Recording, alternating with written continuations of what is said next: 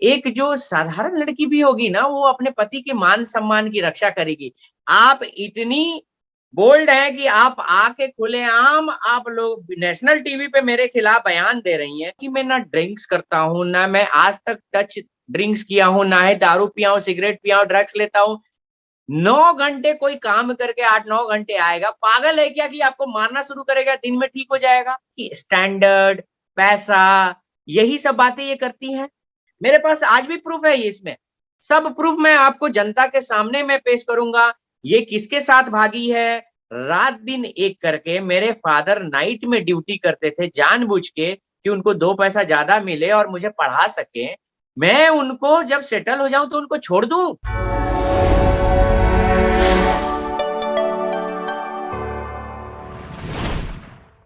Hello and welcome. मैं हूं पराग छापेकर और इस समय मेरे साथ है बिग बॉस से लौटे Ritesh Singh. Ritesh Bigg Boss house में उन्होंने काफी एंजॉय किया, वीआईपी के तौर पर भी, और तमाम सारी चीजें, कंट्रोवर्सी भी जुड़ी रही, बाहर से भी अंदर से भी। तो आइए देखते हैं क्या कहते हैं रितेश। रितेश, आपका बहुत बहुत स्वागत है। Thank you so much. आप आपने अंदर में बहुत मजे किए हैं, वीआईपी ट्रीटमेंट, वीआईपी पूरा माहौल एंजॉय किया है। जी, बिल्कुल। बहुत अच्छा लगा मुझे बिग बॉस की जर्नी। ये मेरे लिए एक बहुत डिफरेंट एक्सपीरियंस था कि मैं जिस बैकग्राउंड से हूँ, क्वाइट मैं कह सकता हूँ कि क्वाइट बोरिंग और एग्ज़ॉस्टेड था मैं। एंड ये एक टिपिकल डिफरेंट एक्सपीरियंस था। सभी लोग बहुत प्यार दिए। मैं लोगों के साथ लड़ा भी, झगड़ा भी, टास्क भी किए, मस्ती भी किया, डांस भी किया पहली बार। आई कैन से कि और बहुत मज़ा आया मुझे। मैं पहली बार 21 दिन के जर्नी में मैं किसी हाउस को मिस करूँगा डेफ़िनेटली। कह सकता हूँ कि बिग बॉस के हाउस हाउस में जादू है कुछ ऐसा कि लोग जो रहते हैं वो उसकी इम्पोर्टेंस नहीं समझ पाते हैं। जब इविक्ट होके बाहर आते हैं तो वो उसका इम्पोर्टेंस समझ में आता है। तो डेफ़िनेटली कह सकता हूँ कि बहुत अच्छी जर्नी रही। बीइंग ए बिजनेसमैन, मुझे लगता है ये आपकी जिंदगी का पहला हॉलिडे है। हाँ, मीन्स इतने सुकून से खाना मैं पहली बार खा रहा हूँ। हालाँकि मीन्स मेरी जो ज़िंदगी मैं 98 से बाहर हूँ। आई मीन बाहर मैंने बिहार मुझे छोड़े 98 से ही मैं बिहार छोड़ चुका हूँ। तो उसके बाद इतने सुकून से जो कि no laptop, no phone and सुकून से खाना खा रहा हूँ, घूम रहा हूँ, सो रहा हूँ, जो भी कर रहा हूँ मीन्स लाइक ये सुकून से पहले 21 दिन है वो मैं एडमिट करूँगा कि हाँ, ये सुकून से वाली ज़िंदगी थी 21 दिन। मतलब हम लोग राखी को मीडिया बहुत प्यार करता है जी। हमेशा से। और राखी का मिस्ट्री मैन कौन है, ये अचानक इस तरह धमाका होगा हमने सोचा नहीं था। लेकिन इतना इतना इतना इंतजार क्यों कराया राखी से? मतलब 3 साल से लास्ट बिग बॉस में भी वो आपके नाम से वो परेशान होती रही कि आ जाओ भाई, आ जाओ भाई। नहीं, ये कहीं न कहीं ड्यू टू कोविड मैं स्टक हो गया था और फिर यहाँ पे आने के लिए बहुत सारे ये थे और उसके बाद भी मेरा वर्क जो था वो काफ़ी एक्सप्लोर हो रहा था, तो इसलिए थोड़ा-सा मैं उसमें लगा रहा। बट मैं मीन्स मैं रैंडमली नहीं आया, मैं राखी का मेनली सेलिब्रेट करने के लिए बर्थडे आया था। उसी टाइम राखी ने मुझे बर्थडे गिफ्ट माँगा कि तुम मेरे साथ बिग बॉस में चलो और उसको सेम डे ऑफर मिला था। तो मैंने एक्सेप्ट किया, मैं बोला चलो जो भी हो है हम लाइक चलते हैं तुम्हारी खुशी के लिए। 2 साल से लोग जो टॉन्ट कर रहे थे, जो लोग उसको कह रहे थे झूठी लायर, जो कि राखी नहीं है, राखी बहुत सच्ची लड़की है। इसीलिए मुझे भी बुरा लग रहा था कि लोग इसे परेशान कर रहे थे। तो मैं बोला कि चलो यार हम लोग दुनिया के सामने आते हैं, कोई बुरी बात नहीं है। मतलब ये वाकई आपने बहुत सही बात कही। ये राखी का ही मादा और राखी का ही जिगरा था कि वो जमाने को हंस के खेलती रही। करेक्ट। ये तो मैं मानता हूँ। और सिर्फ़ जिगरा नहीं है सर, राखी जैसी सच्ची लड़की मैं सिंस मेरी लाइक मीन्स मैं उसको जानता हूँ अच्छे से। राखी जैसी सच्ची लड़की, लोग ईश्वर को मानते हैं, वो ईश्वर के वचनों पे चलती है। मीन्स इतनी सच्ची और प्यारी लड़की है, मैं डेफ़िनेटली राखी को एज़ अ गिफ्ट मानता हूँ। आई मीन मुझे खुद नहीं पता है कि राखी ने क्या देख के मुझे चूज़ किया बट डेफ़िनेटली मेरे लिए तो ये लाइफ़ टाइम अचीवमेंट है कि राखी मुझे चूज़ कर रही है। तो अब रितेश जी, मतलब आप अंदर थे और बाहर से एक और एक कंट्रोवर्सी भी जुड़ी, उस बारे में आप क्या कहेंगे कि आपकी पत्नी ने इस बात को बड़ी जोर से कहा कि भाई ये मेरे पति हैं और किसी तरह का ये क्या हो रहा है मुझे नहीं समझ में आ रहा है, क्या कहेंगे उस पे? सी जो मेरी पहली पत्नी का है वो तो आई मीन मैं तो सीधा बोलूँगा कि जो लड़की अ, 2 मुझे कचरा समझ के 2 बार वो खुद ही बोल रही है कि ये कुछ नहीं था, लोअर स्टैंडर्ड था, जो भी है मीन्स मैं उस पे स्टैंडर्ड पे नहीं आऊँगा। मीन्स मैं एक सिंपल बोल रहा हूँ कि आप जब छोड़ के मुझे भाग गई हैं, ठीक है? मेरे पर जाके मेरे ऊपर केस फर्जी केस की हैं, मुझे 2017 से आप परेशान मीन शादी के बाद से इसने परेशान करना शुरू कर दिया। उसके बाद जब आप कचरा समझ के 2 बार किसी के साथ आप भाग गई हैं, अपने खुद के भतीजे के साथ आप भागी हैं, तो आप बताओ कि how does it matter to you? आज आपको कहीं न कहीं लगा कि बंदा बिग बॉस में कैसे है, ये कैसे ये हो गया? तो तुरंत आप आ रही हैं कि मैं पत्नी हूँ, मैं ये हूँ। जब आप भागी दूस ताल ठोक के भागी कि मैं इसके साथ जा रही हूँ, जो करना है कर लो। तो आप उस टाइम नहीं सोची, आज आज आपको पति याद नहीं आया कि जी आज खुद उस जिस पति को एक एक जो साधारण लड़की भी होगी ना, वो अपने पति के मान-सम्मान की रक्षा करेगी।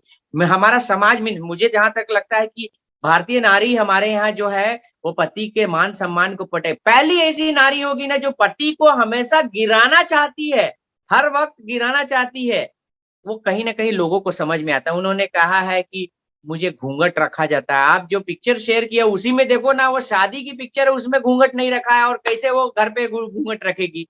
फिर कहीं न कहीं आप कुछ भी ब्लाबर करो, आप जिस बंदे को कह रहे हो कि बहुत हिंसक है, बहुत मारता है, 4-4 घंटे मारता है। भाई मारते हुए तो आस-पास कोई तो देखा होगा। जब आप इतनी बोल्ड हैं कि आप आके खुलेआम आप लोग नेशनल टीवी पे मेरे खिलाफ बयान दे रही हैं, तो आप 2014 से चुप क्यों थी? आपने 2017 में केस क्यों किया जब मैं इतना हिंसक था? क्योंकि गलती आपकी थी।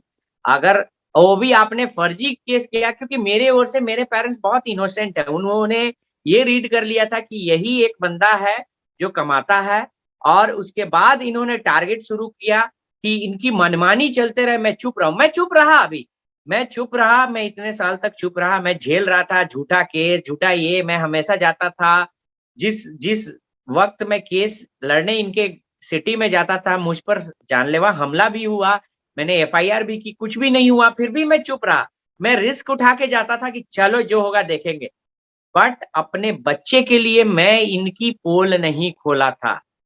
मैं अपने बच्चे के लिए क्योंकि ये ऐसी माँ है जो अपने बच्चे को जो बच्चा आप एक ही बात बताओ ना, जो बच्चा जिसको कोई समझ नहीं है, कुछ तो होगा जो आपके साथ रह के मेरे को मिस कर रहा है। आपके साथ रह के उस बाप को मिस कर रहा है जिसको आप जल्लाद बोल रही हैं नेशनल टीवी पे। तो डू यू थिंक कि ये कहीं न कहीं सच है? आप जिस बंदे को कह रही हैं, उसको जल्लाद आप बोल रही हैं। आप कहीं भी मेरी इंक्वायरी मैं केआर हाई स्कूल से पढ़ा हूँ, जिसमें मनोज बाजपेयी भी पढ़े हैं और शत्रुघ्न सिन्हा भी उसी कॉलेज स्कूल से पढ़े हैं। आप जाके इंक्वायरी कर लो, मैं या इनिशियल मेरा फुटेज देख लो, जहाँ भी मैं बहुत शर्मिला किस्म का इंसान हूँ। मुझे किसी के साथ ऐसा लेकिन इन्होंने जो एलिगेशन लगाए हैं, मैं रात भर मारता था, सुबह में ठीक हो जाता था। मीन्स एक तो बात बताओ कि मैं ना ड्रिंक्स करता हूँ, ना मैं आज तक टच ड्रिंक्स किया हूँ, ना ही दारू पिया हूँ, सिगरेट पिया हूँ, ड्रग्स लेता हूँ। 9 घंटे कोई काम करके 8-9 घंटे आएगा, पागल है क्या कि आपको मारना शुरू करेगा, दिन में ठीक हो जाएगा? और और चेन्नई ऐसी जगह नहीं है जहाँ लोग ये बर्दाश्त करेंगे। चेन्नई में विमेन की बहुत रिस्पेक्ट है और वो लोग बहुत पढ़े लिखे होते हैं। चेन्नई में आपको मारते हुए किसी ने तो देखा होगा।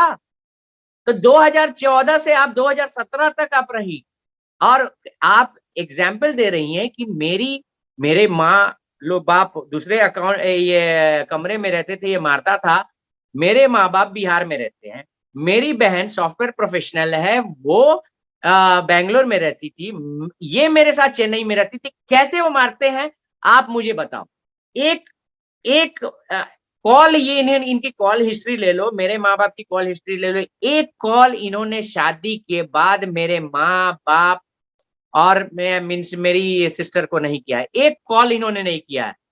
जो कि और इनका भी ये इंटेंशन था कि जब भी मैं बात करूं तो इनके सामने बात करूं, क्योंकि क्या बात करते हो वो जानना था। इनको इनकी जो भी बातें हैं, कहीं न कहीं आपको लगा ना कि स्टैंडर्ड, पैसा, यही सब बातें ये करती हैं। तो कहीं न कहीं मैं ये आपसे पूछना चाहूँगा कि आप जिस बंदे के साथ रह रही हैं, आप कोई वर्किंग नहीं है, जो आपको सहारा दे रहा है, ये दे रहा है, आप उसी को लोअर स्टैंडर्ड बोल रही हैं, जो कि आप खुद क्लेम कर रही हैं 2 लाख सैलरी कमाता है, 2014 में है, आप उस बंदे को लोअर स्टैंडर्ड कह रही हैं। आप ये बताओ कि आप वहाँ पे उस टाइम क्या थी? आपके पास मात्र एक ग्रेजुएशन की डिग्री थी, मैं अपने पैसे लगा के आपको पढ़वा रहा था, एमबीए करवा रहा था। ऑफिस से आके आपको पढ़ाता था, आपको एक फाइनेंस का एक एफ भी नहीं पता था, मैं सिखाता था आपको फाइनेंस। और उस बंदे को इन्होंने बर्बाद करने के लिए कोई कसर नहीं छोड़ी। झूठा केस, मेरे माँ बाप को फंसाया, मेरी अनमैरिड बहन को फंसाया। उसको उसको डिफेम करने के लिए जहां उसकी शादी लगती थी, ये जा जाके कहती थी कि इसके ऊपर केस है, इससे शादी मत करो। जहां भी इनको मौका मिलता था, मेरे ऑफिस के लोगों को फोन कर करके कि इसके ऊपर केस है, इसको हटाओ। ऐसा ऐसा इन्होंने किया है। उस लड़की को की बातों का क्या भरोसा? अभी मैं जीऊँ मरूँ, मैं क्या हूँ, उनके एलिगेशन से मुझे क्या फ़र्क पड़ता है? आप जो है, क्योंकि आप ऑलरेडी मेरे ऊपर डाउरी हरासमेंट का केस कर चुकी हैं। मैं सीधा-सा बोलता हूँ, मेरे क्योंकि यहाँ पे इस देश में क्या है ना कि हम लोग वन साइडेड फैसला करते हैं। लड़का मीन्स बस वो कल्प्रिट होगा।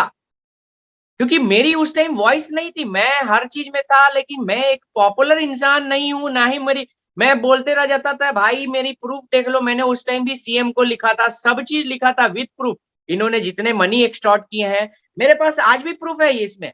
सब प्रूफ़ मैं आपको जनता के सामने मैं पेश करूँगा, ये किसके साथ भागी है, 2 बार भागी है, 2 बार 1 बार भागने के बाद कोई लड़का अपनाता नहीं है। मैंने अपने बच्चे के लिए अपनाया, वो स्कूल से बच्चे के लिए वो बच्चा रोता है इस और आज तक ये लड़की मुझसे बात करने नहीं देती है।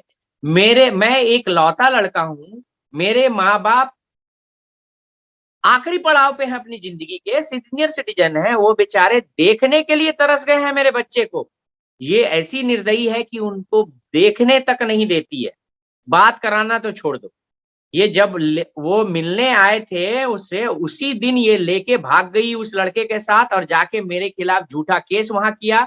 जब चेन्नई पुलिस इसे इंक्वायरी करना लगी, क्योंकि ये लोग बहुत देर वहाँ पे बैठे थे, इनकी एक्टिविटी से जब चेन्नई पुलिस को शक हो गया, तो इन्होंने तुरंत देखा कि जब उसने बोला कि ठीक है तुम्हारे हस्बैंड को बुलाता हूँ मैं पूछने के लिए, तो ये बोली नहीं, नहीं, नहीं मुझे नहीं, उसको मत बुलाओ, मैं जाती हूँ। और इन्होंने इसके जो जिसके साथ भागी थी उसने केस को विथड्रॉ करने का ये दिया और उसके बाद वहां से ये लोग निकले, ठीक है। और उसके बाद ये 3 दिन उसके साथ रही, उसके बाद आके चौथे दिन ये फ्लाई की है, 2 या 3 दिन के बाद ये फ्लाई की है पटना। पटना जाके फर्जी सर्टिफिकेट बनवाई है, बड़ा सा यहाँ पे लगा के फर्जी सर्टिफिकेट बनाई है, जाके वहां पे केस का आधार बनाई है कि मेरे माँ बाप, आप बताओ, पता नहीं आप कितना बिहार को जानते हो, 60 इयर्स ओल्ड एक बूढ़ा बूढ़ी पर्सन आपके सिटी में जाके आपको धमकी देंगे, जबकि मेरे फादर का प्रोफेशन है, वो गवर्नमेंट सर्वेंट थे, एक गवर्नमेंट सर्वेंट थे, उनका आज तक कभी किसी से झगड़ा तक नहीं हुआ। वो आपको जाके धमकी देंगे, वो भी एक ठेकेदार को, जो कि वहां पे ऑलरेडी वो ठेकेदारी कर रहा है, उसके बाद बहुत सारे लोग हैं। Do you think it make sense? ये सारी चीजें मैं जानता हूं, मैं बहुत सहा हूं। राखी ने मुझे उस टाइम सहारा दिया कि जब मेरे पास सब चीज था। आज मैं अपने बच्चे के लिए रोता हूँ, इससे गिड़गिड़ा के मैं बोला कि यार तुम अपने मीन्स मेरा बच्चा फूल सा है, उसके लिए इतना कुछ मैंने बनाया है, मैं इतना कुछ बनाया है, मुझे दे दो उसको। लेकिन वो विपन है उसके लिए, वो आज भी उसको ढाल बना के यूज करती है कि और मैं पूछता हूँ कि इतना मैं ब्रूटल था तो आप अभी तक डिवोर्स क्यों नहीं दे रही हैं? मैं तो बोल रहा हूँ, अभी नेशनल टीवी पे मैं बोल रहा हूँ, मुझे दो भाई, मैं तो छुटकारा चाहता हूँ आपसे। मैं कहीं दूर-दूर तक आपका नाम नहीं जोड़ना चाहता। चलो आप मेरे साथ नहीं रही, आप भाग गई, आप तो अपनी लाइफ जी रही हैं। आप जिसके साथ भागना था आप भाग गई, जिसके साथ रहना है रह रही हैं, बच्चा भी आपके पास है। मेरी तो लाइफ की तो मीन्स कोई आधार ही नहीं है, और आप मुझे डाइवोर्स भी नहीं दे रही हैं। तो कहीं ना कहीं आप, ये जनता फैसला करेगी। ये हर बार लड़का, और लड़का कितना सहेगा, लड़के के पास बहुत सारी जिम्मेवारी होती है। मैं आज, इनका कहना था माँ बाप को एकदम भूल जाओ। डू यू थिंक कि मैं अपने, अगर मैं माँ बाप को भूल जाता हूँ, डू यू थिंक कि वो कहीं से भी सही है? इस एज में मैं अपने माँ बाप, जो माँ बाप मुझे रात दिन एक करके, मेरे फादर नाइट में ड्यूटी करते थे जानबूझ के कि उनको 2 पैसा ज्यादा मिले और मुझे पढ़ा सके, मैं उनको जब सेटल हो जाऊं तो उनको छोड़ दूं? डू यू थिंक इसको अग्री आप करोगे? इनका यही कहना था, मेरे माँ, अपने माँ बाप को कंप्लीटली भूल जाओ और इनकी सारी मनमानी को सहते रहो। मैं सहा इतने दिन तक, मैं सहते जा रहा था, फर्जी केस जो भी करते रहा मैं। कुछ मेरी एक तरफा इन्होंने बहुत सारे ये कर किए, एक तरफा झूठ मूठ का फर्जी वीर करके मुझे फंसाया, मुझे प्रताड़ित किया, बार बार सब जगह जाके कहे कि रितेश ऐसा है वैसा है, डेली फोन करना, व्हाट्सएप पे सबको मीन्स फेसबुक पर सबको पकड़ना, इस बंदे को जाके फेक आईडी से, इसकी एक्टिविटी आपको देखना है तो जाके इसकी आईडी देख लो आप।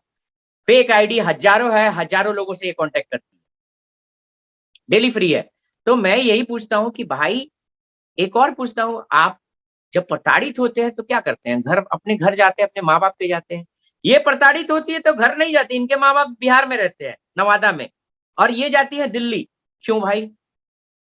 आप 7 साल के ड्यूरेशन में, अगर मैं 2014 से, आप हार्डली रही हैं मेरे साथ कुछ महीने या 1 साल, आप मान लो पूरा मैं जोड़ लूं, आप 6 साल रही हैं दिल्ली में, ऐसा क्यों भला? ये सोचने वाली बात है कि आप वहां पे क्यों रही हैं। तो जब आपको किसी के साथ ही रहना है तो मुझे क्यों फंसा के अभी तक रखा है? क्यों?